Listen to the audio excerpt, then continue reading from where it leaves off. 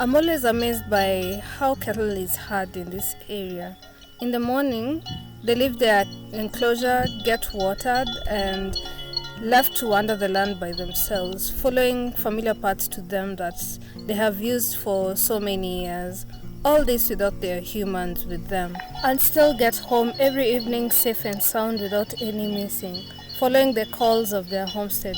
It's just so fascinating. If you're new here, I'm Mackenzie and I live with my partner Amara on our self-built off-grid homestead deep in Kajiado, Kenya, and we are officially desert plant collectors.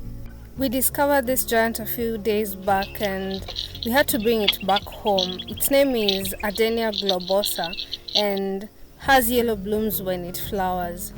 We found landscaping with desert plants easiest as they are hardy and need less management. We recently did a video on our landscaping plants collection.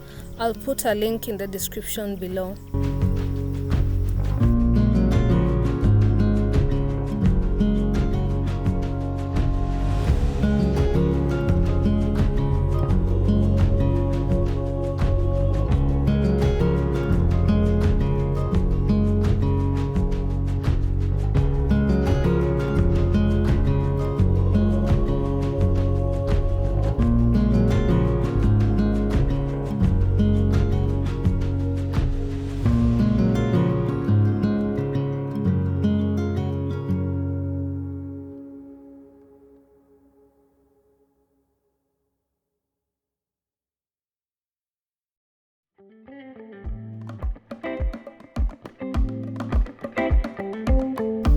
The sun can be a blessing and a curse at the same time. I planted these spring onions during the rains in full sun, but now the rains are over and I have to move them to an area of partial shade for them to keep healthy and have a longer life.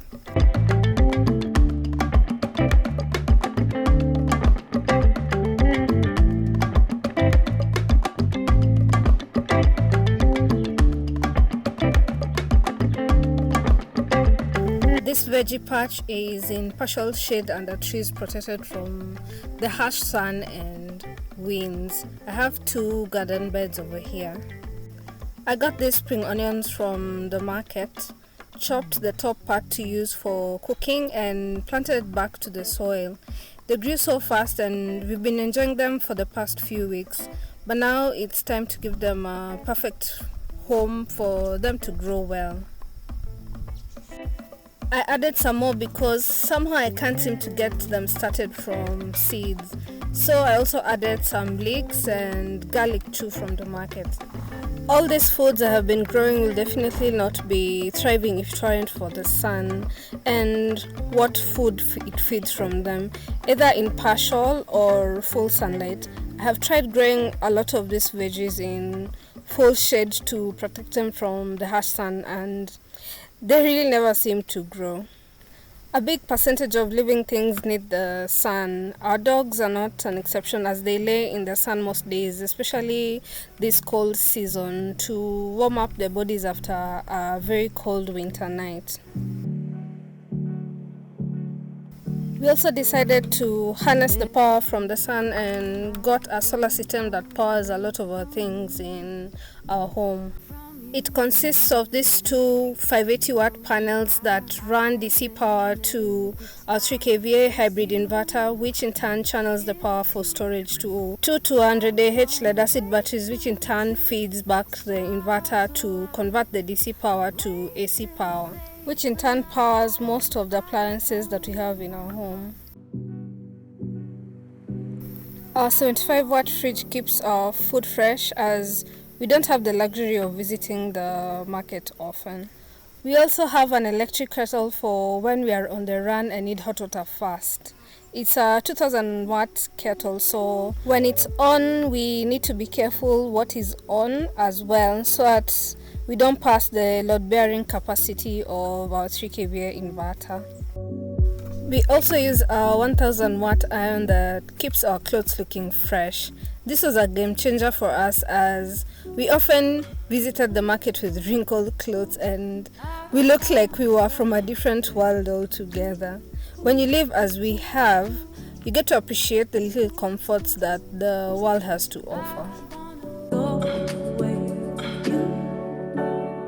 We also power lots of lights outside and inside our home, so no more lanterns for us.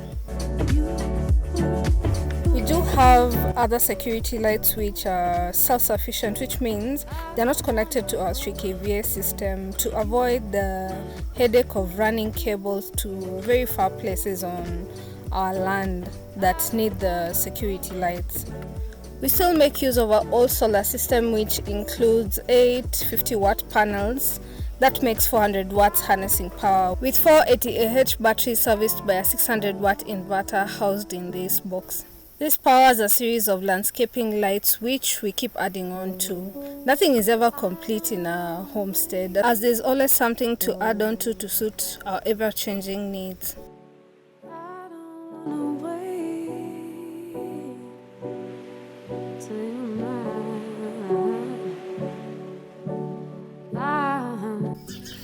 This system also keeps all our devices charged so that we can keep bringing you these videos. If you haven't yet, hit the like button, subscribe, and leave us a comment down below, which we will sure reply to. All in all, our system is pretty sufficient with our daily needs. We're definitely looking at expanding as we add on to our appliances, as we're looking to cook with our system too, to scrap out buying gas and eventually buying an electrical, which means zero expenditure on transport too. We are grateful for the innovative minds of mankind who made it possible to harness the power of the sun. We would definitely recommend the use of solar power as an alternative.